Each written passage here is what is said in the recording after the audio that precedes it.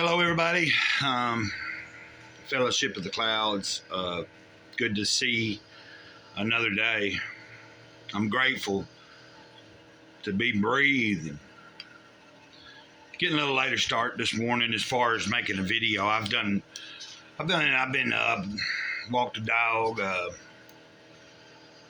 Had a good conversation with my bro Michael Hernandez. That we grew up together and stuff. And used to live with me and Mom.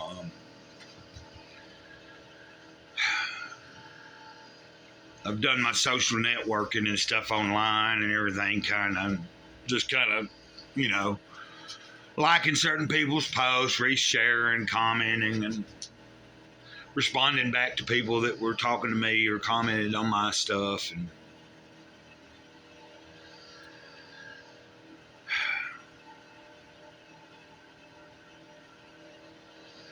anyway, I just had a little bit of a moment there. I just kind of, but I'm going to make a video. Don't sweat the small stuff, and it's all small stuff. I think I'm going to need my glasses. My eyes been a little bit blurry lately. I mean, I can see fairly well, but I'm going to use them anyway, just so that I don't. Because sometimes I'll misjudge it and start reading without them, because I don't have to have them all the time. But there's been a time or two that I went into the video without them, and I was able to read it, but I realized it was a little bit more difficult than it needed to be, and I probably should have put these reading glasses on. I speculated on. It's weird. I didn't know I wanted to even read this one to you, but it's not about me. I used to drive, so I understand this whole one that I'm about to read. It's number 57. It's titled "Become a Less Aggressive Driver." And so as I read it, I realized I can apply it in life, even outside of the idea of driving a car. But as I was reading it, you'll see when I read it to you that when I used to drive, which has been many years ago, I ain't had a vehicle of my own and drove since about 2003. Well, I still had a vehicle, and I had a girlfriend at the time that would drive us around. But once I got that DUI back in 2003,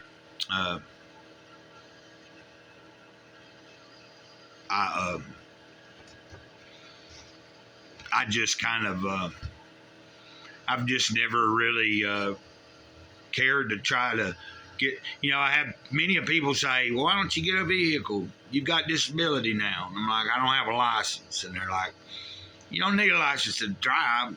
Well, I know that. I still know how to drive. Matter of fact, about 4 years ago, I did have to drive someone's car for them. I didn't have to, but they asked me, and I told them I don't have a license. But we made it. They needed a car moved to a certain spot, and they had another car, so we were able to travel and then follow me to a certain point, and then I got behind them and followed them. No problems, but I don't want to create any more problems for myself than I have to. And it's only one DUI from way back then. Eventually, if everything goes right, I'll contact Tennessee, see how much it would cost to reinstate a license, get that done, and then go from there, about trying to take a test again, get an actual license, and then see about getting a vehicle, at least something that gets me from point A to point B. But I've lived this long without one. It's really not necessary. If it happens, it happens. No big deal. Let's get on with it. I'm taking up a lot of time just talking and babbling.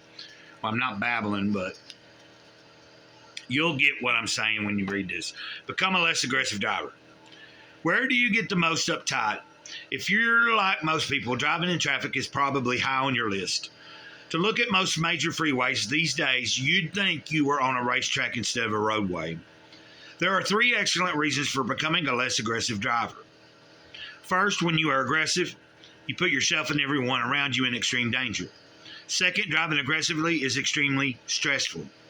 Your blood pressure goes up, your grip on the wheel tightens, your eyes are strained, and your thoughts are spinning out of control.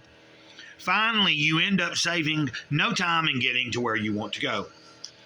Recently, I was driving south from Oakland to San Jose. Traffic was heavy, but moving. I noticed an extremely aggressive and angry driver weaving in and out of the lanes, speeding up and slowing down. Clearly, he was in a hurry. For the most part, I remained in the same lane for the entire 40-mile journey. I was listening to a new audio tape I had just purchased and daydreaming along the way. I enjoyed the trip a great deal because driving gives me a chance to be alone. As I was exiting off the freeway, the aggressive driver came up behind me and raced on by. Without realizing it, I had actually arrived in San Jose ahead of him. All of his weaving, rapid acceleration, and putting families at risk had earned him nothing except perhaps some high blood pressure and a great deal of wear and tear on his vehicle. On average, he and I had driven at the same speed. The same principle applies when you see drivers speeding past you so that they can beat you to the next stoplight. It simply doesn't pay to speed. This is especially true if you get a ticket and have to spend 8 hours in traffic school. It will take you years of dangerous speeding to make up this time alone. When you make the conscious decision to become a less aggressive driver, you begin using your time in the car to relax. Try to see your driving not only as a way of getting you somewhere, but as a chance to breathe and to reflect. Rather than tensing your muscles, see if you can relax them instead. I even have a few audio tapes that are specifically geared toward muscular relaxation.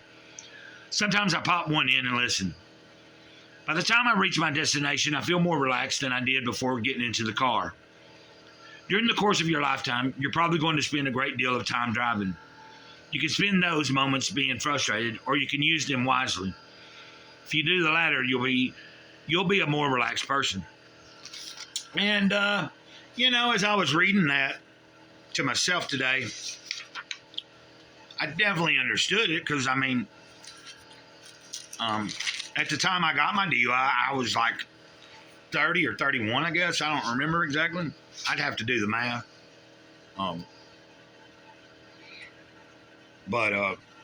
So I had been driving for quite a few years at that point. But I remember what he's talking about. Getting frustrated because someone's just going maybe 5 miles slower than you want them to. And you get around them and then you still get slowed down. And then you end up, and then you're sitting at the same stoplight, and that person's there too, and you didn't really accomplish anything. Or you ever had those experiences when you're driving and somebody's pissing you off and you're hitting the steering wheel, you're going crazy and well, what I was thinking, the way I was relating it to my life nowadays, since I don't drive, I was relating it to the way that I react to things in my personal life throughout my day when I'm here at the trailer by myself. I've done told y'all that I'm working on certain, things that go on throughout any given day with me when I'm here by myself, of me getting frustrated and being out of shape over just the tiniest of crap. And I have to learn to pull myself back and reel myself in and go, Greycloud, it's not that big a deal. Once I've calmed down, I'm able to approach any of the situations that have got me upset. Whether that be just cleaning up some pee on the floor from the little dog, getting done with that, and 5 minutes later she comes out or she goes and pees again.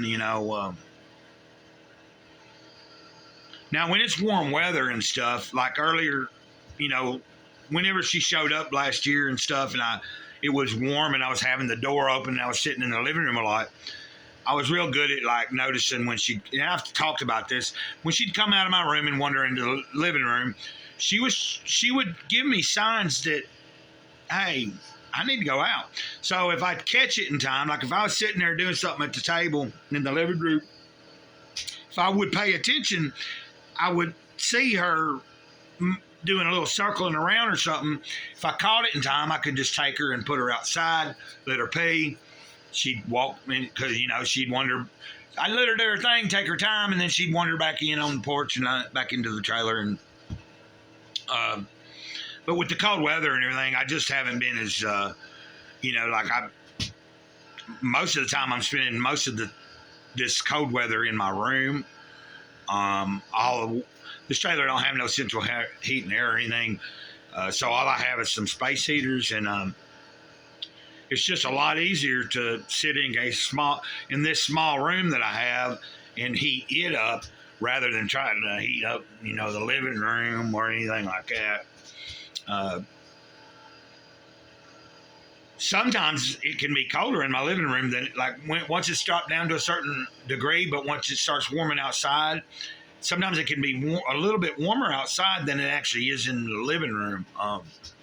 Once it starts warming up out there, so it's kind of weird. It's an old trailer, it doesn't really hold heat real. That's neither here nor there. So what I'm trying to say is I'm going to take that reading and apply it to what I can apply it to, as far as try to not go at certain things aggressively as much as I sometimes do when I'm off camera and just trying to get something done. Like maybe sometimes I'm just doing some cleaning, trying to do a certain chore, and something's just not working or doing right. And I mean, you can chime in and tell me in the comments if you ever have any issues dealing with just being bent out of shape over little small stuff sometimes. And I'm trying to realize the significance of the title of the book. A lot of times when I find myself cussing about something that ain't worth cussing about, and ain't nothing ever worth cussing about, and let me make that correct. Correct that. Let's just say that. I don't think that anything is really ever worth it. But, it happens. Since I've been reading this and recording these videos, it pops in my head a lot of times, and that's what helps me back up and reel myself in and say, hey, it's just small stuff anyway. And like I said, once I the only way to change that behavior is for me to do what I do. And that's go, put the brakes on and say, oh, Greycloud, why are you so bent out of shape? Why are you letting something so small get in your head and cause all this bleh? I'm getting better at it. I am just a spirit in the flesh, so I do still have to deal with certain physical world things. And human behavior and human feelings, and so I'm going to leave it at that. I don't think there's any more I can really add to this one. So I couldn't tell you if I'll make any other videos today or not. I might make a short with some music or something. I don't know yet. So let's just end it here until the next time, God willing. Mr. Cloud, Mr. Greycloud, Sage of the Eternal Moment, over and out. Ditto.